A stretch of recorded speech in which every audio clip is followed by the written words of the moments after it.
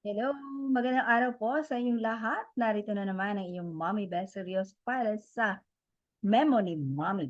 At ang tutuunan po natin sa panahon na ito ay paano nga po ba natin gagabayan ang ating mga bata upang sila po ay mag-stay focused. Parang pwede rin tayo dyan, ano po?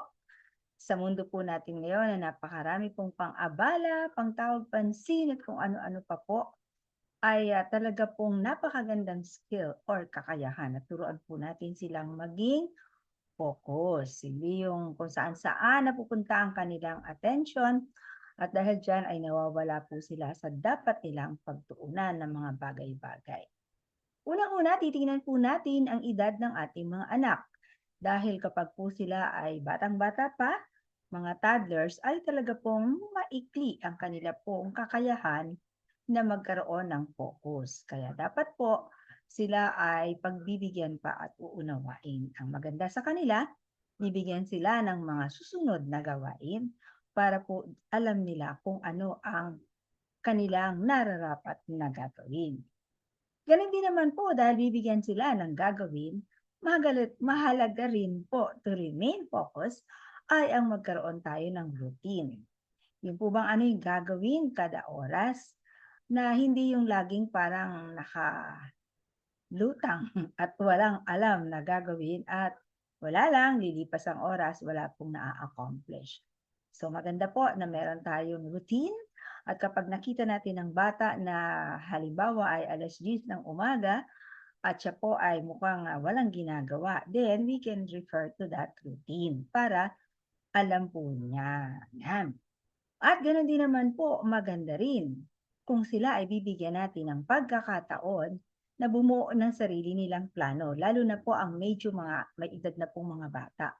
So let's listen to them and let us allow them to suggest to us ano nga po ba ang ating pwedeng pag-usapan and to have compromises. In doing that, let us also be realistic, no? Sa atin pong mga expectations. Kasi kung halimbawa meron silang sasabihin at sa atin ay parang masyadong madali yan, ay maganda po na maging makatotohanan din tayo sa atin pong mga ibibigay sa kanilang expectation.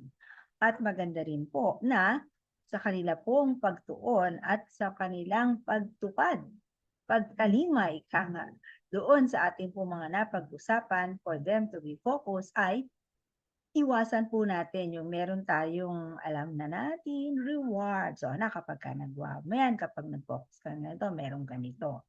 Kung pala doon mapupunta yung focus ng ating mga anak. So, ito po ay hindi makakatulong. Bagkus ang ating gawin ay ipakita natin sa ating mga anak, i-discuss natin sa kanila na, "O anak, tingnan mo oh, dito pala sa loob ng isang oras, ito na yung iyong mga naabot. Wow!